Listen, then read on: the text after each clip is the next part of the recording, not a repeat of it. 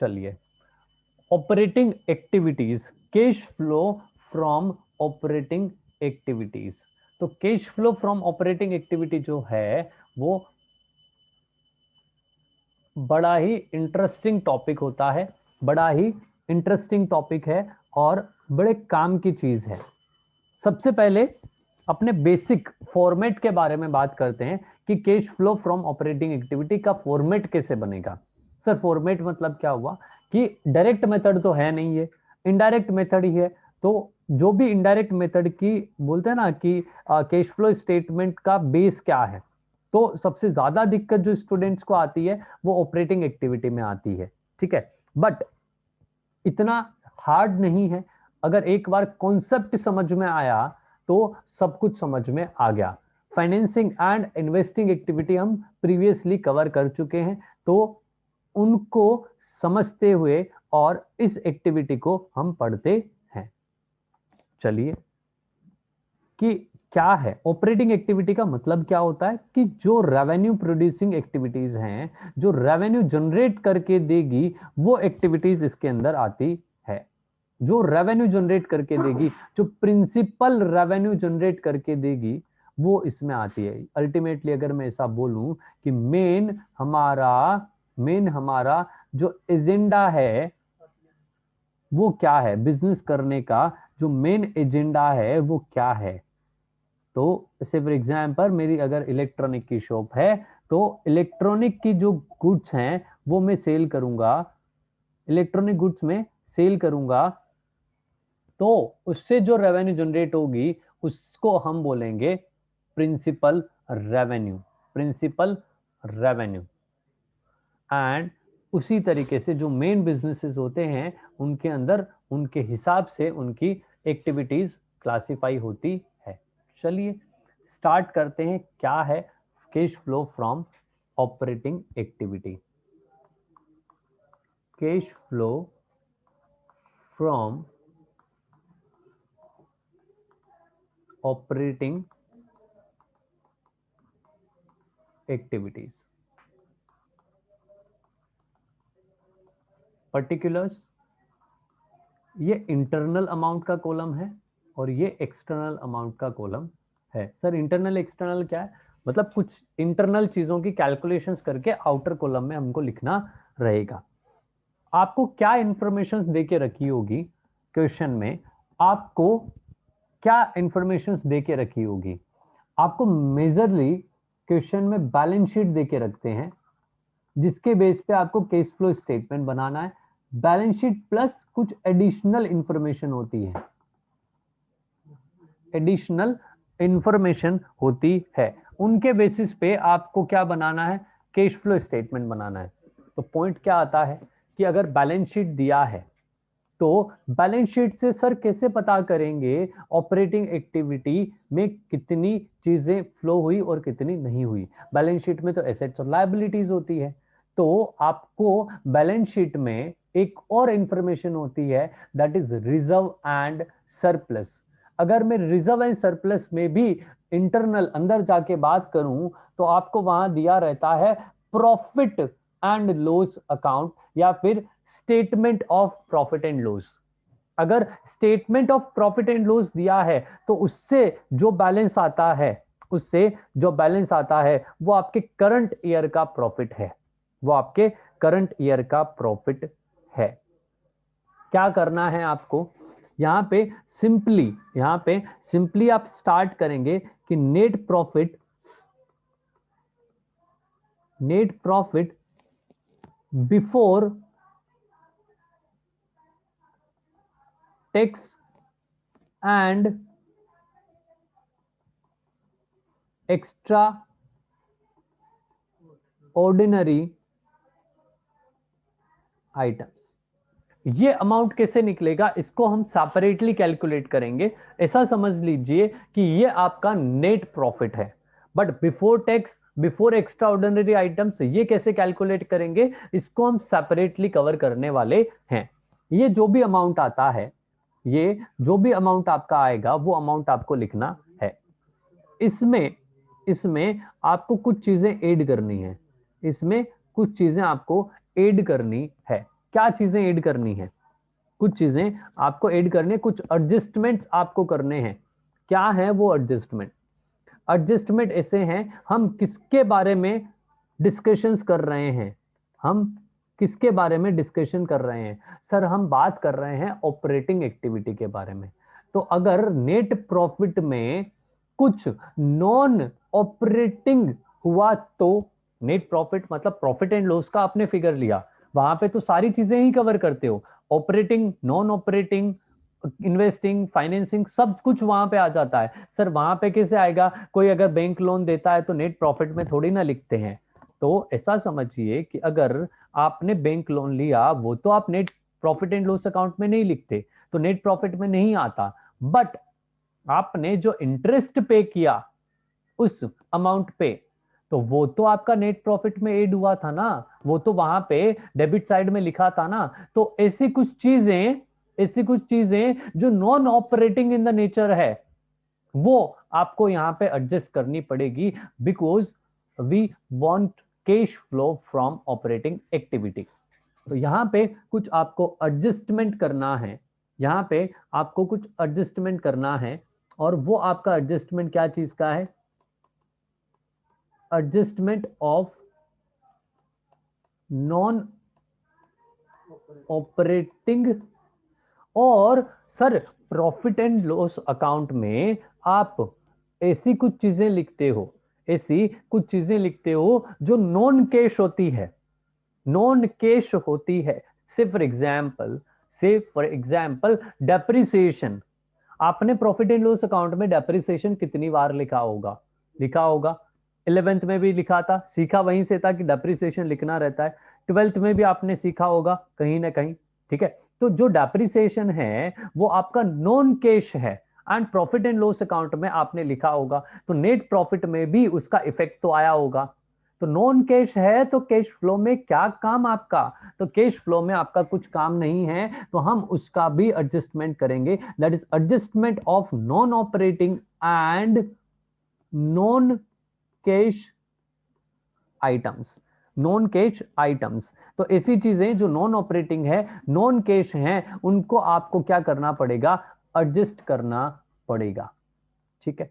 Detailing अपने थोड़ी देर के बाद में करेंगे, बट एक बार ऐसा समझ लीजिए, कुछ आइटम्स आपके प्लस होंगे और कुछ आइटम्स आपके माइनस होंगे, ठीक है। ओके, इसके बाद में यहां पे आप कैलकुलेशन करोगे, सारी कैलकुलेशन करने के बाद में आपको क्या मिलने वाला है? कैलकुलेशन करने के बाद में आपको क्या मिलने वाला है? दैट इज यहां पे आपका जो फिगर आएगा वो फिगर आप आउटर कॉलम में लिखोगे, वो फिगर आप आउटर कॉलम में लिखोगे। यस सर, हम आउटर कॉलम में वो फिगर लिखेंगे एंड इसकी टोटल लगाओगे, बट ऑब्वियस इसकी टोटल लगाओगे। फिर जो लेस करने वाले आइटम्स हैं उनका आपका जो भी अमाउंट आएगा वो अमाउंट आप आउटर कॉलम में लिखोगे और उसकी टोटल लगाओगे। ओके सर, हमारे इतना समझ में आया। ये जो फिगर आ रहा है फाइनल, ये जो फिगर आ रहा है, ये वाला जो फिगर है वो आपका अमाउंट आया है किसके बाद में? किसके बाद में? नॉन ऑपरेटिंग और नॉन कैश आइटम्स का एडजस्टमेंट करने के बाद में, ठीक है सर। इतना हमारे समझ में आया। तो इसको हम क्या बोलेंगे? इसमें और भी बहुत सारे एडजस्टमेंट करने बाकी है, इसमें भी और बहुत सारे एडजस्टमेंट करने बाकी है। तो इसके लिए हम इसको बोल देते हैं ऑपरेटिंग प्रॉफिट। ये कौन सा वाला प्रॉफिट आया है? ये आपका ऑपरेटिंग प्रॉफिट है। ये प्रॉफिट तो आपका ऑपरेटिंग आ गया, operating profit before working capital adjustment, before working capital adjustment. Sir working capital का क्या एडजस्टमेंट करना है? वर्किंग कैपिटल का क्या एडजस्टमेंट करना है? तो यहां पे भी आपको एडजस्टमेंट करना पड़ेगा वर्किंग कैपिटल का, उसको भी देखेंगे डिटेल में कि किस तरीके से करना है।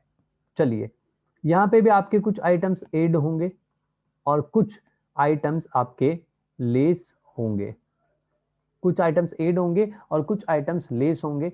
इनका जो टोटल होगा वो आपको टोटल लिखना है। बाहर के कॉलम में और इसकी टोटल लगानी है। एंड जो लेस वाले आइटम्स हैं उनको भी आपको यहाँ पे लिखना है और टोटल लगानी है, और यहाँ पे आप आउटर कॉलम में टोटल लगा लोगे। Okay sir.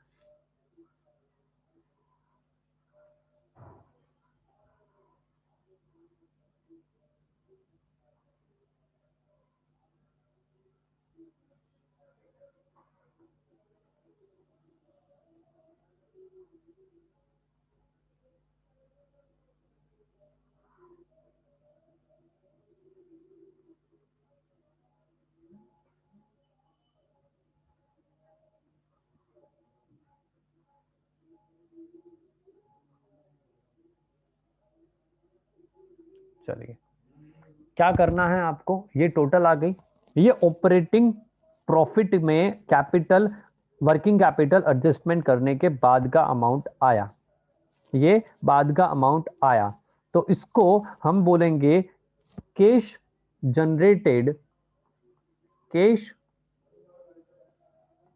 Generated from operation, cash generated from operation. ये जो फिगर आया ये किस किस का एडजस्टमेंट है, ये क्या क्या किया हमने अभी तक, हमने क्या क्या किया है अभी तक, हमने क्या क्या किया वो देख लीजिए एक बार। इंटरनल चीजें मैं बाद में बताऊंगा। सबसे पहले net profit before tax and extra ordinary items वो पिक किया, उसकी कैलकुलेशन कैसे होगी सेपरेटली डिस्कस करेंगे। Adjustment of non operating and non cash items जो भी होंगे उनके एडजस्टमेंट करने, कुछ चीजें प्लस होगी कुछ चीजें माइनस होगी। एंड उसके बाद में उनके एडजस्टमेंट के बाद में आपके पास में आएगा operating profit before working capital adjustment. तो बिफोर वर्किंग कैपिटल एडजस्टमेंट है तो वर्किंग कैपिटल का एडजस्टमेंट कर दीजिए। तो कुछ चीजें ऐड होगी कुछ चीजें लेस होगी, तो उनको अगर आप एडजस्ट कर देते हो तो आपको पता चल जाएगा cash generated from operation, cash generated from operation. ठीक है सर। इसमें से आपने जो भी टैक्स पे किया है ड्यूरिंग द ईयर, जो भी टैक्स पे किया है, पे किया होना चाहिए, पेड होना चाहिए, प्रोविजन की बात नहीं कर रहे हैं हम। तो यहां पे क्या बोला है, income tax, income tax paid during the year, जितना आपने इनकम टैक्स पे किया है वो अमाउंट यहां पे लिखना है। ये जो अमाउंट है वो नेट ऑफ टैक्स रिफंड होना चाहिए, नेट ऑफ टैक्स रिफंड होना चाहिए। मतलब टैक्स जो है, अगर किसी को रिफंड मिलता है, इनकम टैक्स अगर रिफंड मिलता है कि आपने एडवांस टैक्स वगैरह जो है वो ज्यादा पे कर दिया है, आपकी टैक्स लायबिलिटी कम आती है, तो इनकम टैक्स वाले आपको रिफंड दे देंगे। तो अगर इनकम टैक्स रिफंड आता है तो उसको एडजस्ट करने के बाद में आपको यहां पे लिखना रहेगा। ठीक है सर। ये हमारे पास में एक फिगर आएगा वो हम माइनस कर देंगे। माइनस करने के बाद में एक चीज देखिए, ये जो प्रॉफिट आ रहा है, ये जो प्रॉफिट आ रहा था इतने टाइम से, वो आपका कौन सा वाला है, before extra ordinary items, before extra ordinary items. तो जो एक्स्ट्रा ऑर्डिनरी आइटम्स है उससे पहले का प्रॉफिट है ये, तो आपको उनका इफेक्ट भी तो देना पड़ेगा, उनका इफेक्ट भी तो देना पड़ेगा। तो यहां पे जो आपको प्रॉफिट पता चला, इस प्रॉफिट को हम बोलेंगे, इस प्रॉफिट को हम बोलेंगे cash flow, cash flow before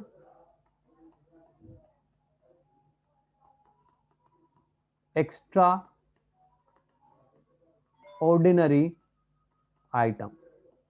extra ordinary items consider करने से पहले का ये प्रॉफिट हमको पता चला है।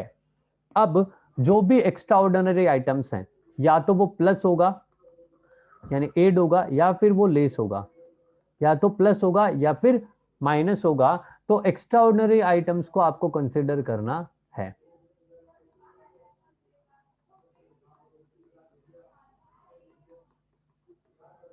एक्स्ट्रा ऑर्डिनरी आइटम्स को आपको कंसीडर करना है, तो या तो वो प्लस होगा या फिर माइनस होगा। आपको ये फिगर यहां पे लिखना है एंड फाइनली आपको एक वैल्यू यहां पे पता चलेगी और उसको हम बोलेंगे, उसको हम बोलेंगे दैट इज कैश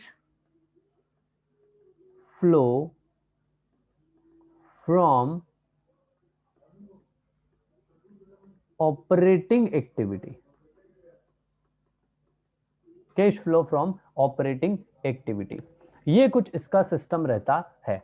अब काफी लोग पूरा फॉर्मेट याद करवाते हैं, कोई कुछ बोलता है कोई कुछ बोलता है, ऐसा कुछ नहीं है। आप जितने अच्छे से प्रैक्टिस करेंगे उतने अच्छे से आपको पूरा पता चल जाएगा। मैंने स्पेस बीच में छोड़ा बिकॉज हम one by one step wise हम क्या करने वाले हैं, इसको समझने वाले हैं।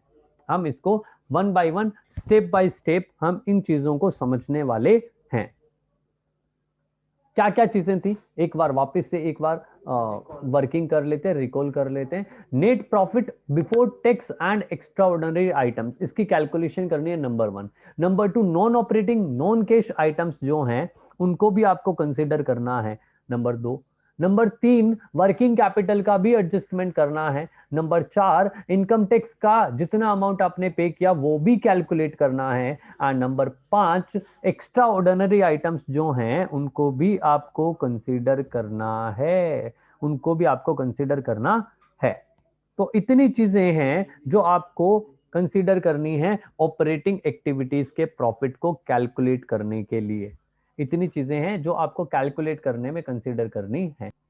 पॉइंट नंबर 1 आता है आपका, दैट इज पॉइंट नंबर 1, कि आपको प्रॉफिट की कैलकुलेशन करनी है। कौन सा वाला प्रॉफिट चाहिए, नेट प्रॉफिट चाहिए। नेट प्रॉफिट चाहिए, वो भी आपको before tax and extra ordinary items. Extra ordinary items ये करने से पहले, मतलब ये आपको प्रॉफिट कैलकुलेट करना पड़ेगा, ये प्रॉफिट आपको कैलकुलेट करना पड़ेगा। दो तरीके से आपको क्वेश्चंस में इंफॉर्मेशन हो सकती है। There are the two ways जो आपको क्वेश्चंस में मिल सकता है। नंबर वन दैट इज आपको प्रॉफिट एंड लॉस का स्टेटमेंट दिया हो, that is statement of profit and loss. Statement of profit and loss दिया है।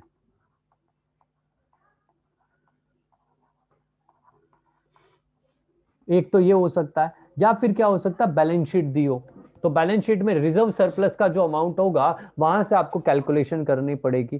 तो अगर statement of profit and loss दिया है, statement of profit and loss दिया है, तो उसमें तो डायरेक्टली आपको प्रॉफिट दिया होगा, उसमें तो डायरेक्टली आपको प्रॉफिट दिया होगा, तो हम वो प्रॉफिट को डायरेक्टली पिक कर सकते हैं। तो यहां पे क्या आएगा, प्रॉफिट आफ्टर टैक्स इज पर statement of profit and loss. Profit and loss में प्रॉफिट आफ्टर टैक्स जो दिया होगा उससे डायरेक्टली एक अमाउंट आपको लेना है। ओके सर, ले लिया। सर आपको तो क्या चाहिए, बिफोर टैक्स चाहिए ना, तो आफ्टर टैक्स क्यों ले रहे हो, एक बार पिक तो करो। एडजस्टमेंट हम करते हैं इसमें। अगर आपने प्रॉफिट आफ्टर टैक्स लिया है, चाहिए बिफोर टैक्स, तो क्या करोगे, टैक्स को वापस से एड बैक कर दो, टैक्स को वापस से एड बैक कर दो। तो क्या करेंगे, प्लस करना है प्रोविजन फॉर टैक्स, जो भी ड्यूरिंग द ईयर आपने किया है वो। प्रॉफिट एंड लॉस में अगर आपने ड्यूरिंग द ईयर कोई भी प्रोविजन किया है टैक्सेशन का, वो आपको क्या करना पड़ेगा, वापस से एड बैक करना पड़ेगा। ठीक है। एंड सर हमको एक्स्ट्रा ऑर्डिनरी आइटम से भी पहले का प्रॉफिट चाहिए, एक्स्ट्रा ऑर्डिनरी आइटम से भी पहले का प्रॉफिट हमको चाहिए, तो क्या करेंगे, तो एक्स्ट्रा ऑर्डिनरी आइटम्स का भी हमको एडजस्टमेंट करना पड़ेगा। देखिए एक्स्ट्रा ऑर्डिनरी आइटम्स मतलब क्या हो गया, जो एबनॉर्मल इन द नेचर होता है, जो एबनॉर्मल इन द नेचर होता है। अब एबनॉर्मल इन द नेचर में भी दो चीजें हो सकती है, एक फेवरेबल और दूसरी अनफेवरेबल। ठीक है। तो एक्स्ट्रा ऑर्डिनरी आइटम्स भी दो तरीके से हो सकते हैं। अब अगर मैं बात करूं 2020 की, तो सबके लिए खराब है क्या 2020, तो कोई कोई बोलेगा नहीं सर हमारे लिए तो अच्छा था। से for example medical line, provisional stores, ठीक है, इन सब के लिए बहुत अच्छा है। ये 2020 लोगों ने बहुत कमाया है। सैनिटाइजर मेकिंग कंपनी, मास्क बनाने वाली मैन्युफैक्चरिंग कंपनीज, तो वो उन लोगों ने बहुत छापा है। मुकेश अंबानी, पूछो जाके भैया 2020 कैसा था, तो उसने अपनी लाइफ में इतना पैसा नहीं बनाया होगा जितना 2020 के अंदर अर्न किया है। ठीक है, तो extraordinary items are classified into two category, number 1 जो लॉसेस होते हैं, और नंबर 2 जो आपको गेन देगा, ठीक है, प्रॉफिट देगा। तो extraordinary items are classified into two categories, number 1 loss, number 2 gain. अब मुझे बताएं कि लॉस को आपने प्रॉफिट एंड लॉस अकाउंट में कहां लिखा होगा?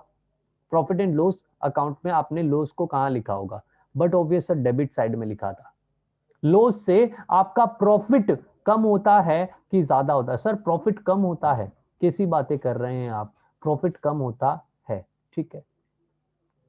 तो जब अगर आपने प्रॉफिट कम किया था, तो अगर एक्स्ट्रा ऑर्डिनरी आइटम्स के इफेक्ट को खत्म करते हुए हम वापस से नॉर्मल सिचुएशन में जाना चाहते हैं, तो इट मीन्स हम क्या करेंगे? उसको वापस से एड बैक कर देंगे। तो यहां पे क्या लिखेंगे? एक्स्ट्रा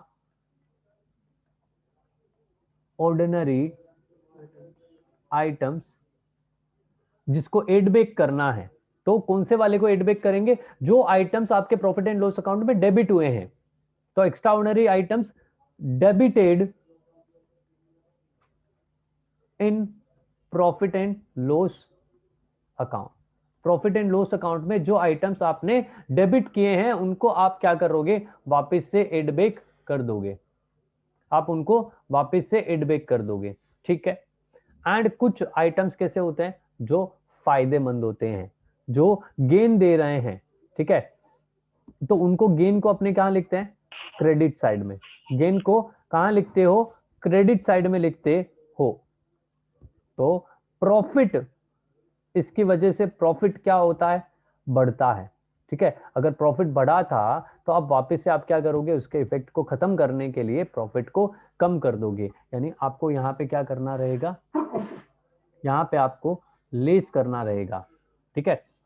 तो लेस क्या करोगे आप? एक्स्ट्रा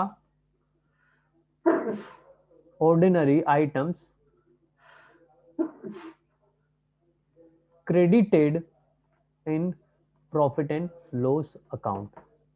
तो जो आपने क्रेडिट किया था उसको आपको माइनस करना है, और जो आपने प्लस किया, मतलब जो आपने डेबिट किया था, जो आपने डेबिट किया था उसको वापस से प्लस कर दोगे, जिसकी वजह से प्रॉफिट कम हुआ था, लॉस की वजह से प्रॉफिट कम हुआ था, तो वापस प्रॉफिट को बढ़ाओगे और ऐड करोगे, और जिन आइटम्स की वजह से आपका प्रॉफिट बढ़ा था तो उन आइटम्स को आप कम कर दोगे, ठीक है। तो ये आपका एक्स्ट्रा ऑर्डिनरी आइटम्स आ जाता है, ठीक है। ओके, ठीक है, बढ़ते हैं आगे। और एक चीज यहां पे और कंसिडर करते हैं, जैसे प्रोविजन फॉर टैक्स है ना, जैसे प्रोविजन फॉर टैक्स है तो वो आपने डेबिट साइड में लिखा होगा। बट अगर आपको इनकम टैक्स से रिफंड मिला है, अगर आपको इनकम टैक्स से रिफंड मिला है तो आपने उसको क्रेडिट किया होगा, रिफंड ऑफ टैक्स। जो आपने क्रेडिट किया था उसको आपको क्या करना पड़ेगा? वापस से माइनस करना पड़ेगा, that is credited in profit and loss account. ये क्या होगा? बट ऑब्वियस डेबिटेड होगा, debited in profit and loss account.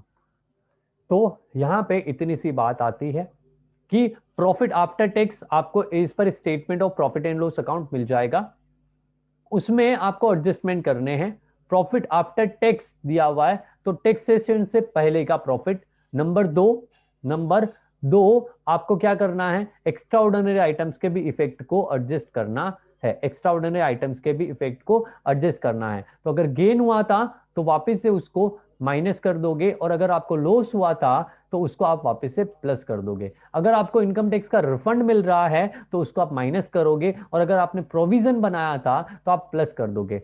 तो इससे आपको क्या पता चला? इससे आपको पता चला जो आपको कैलकुलेशन करनी थी, that is net profit, net profit before tax and extra ordinary items. Extraordinary items से पहले का और टैक्सेशन के पहले का आपको प्रॉफिट पता चल जाएगा। इतनी सी कहानी है इसकी।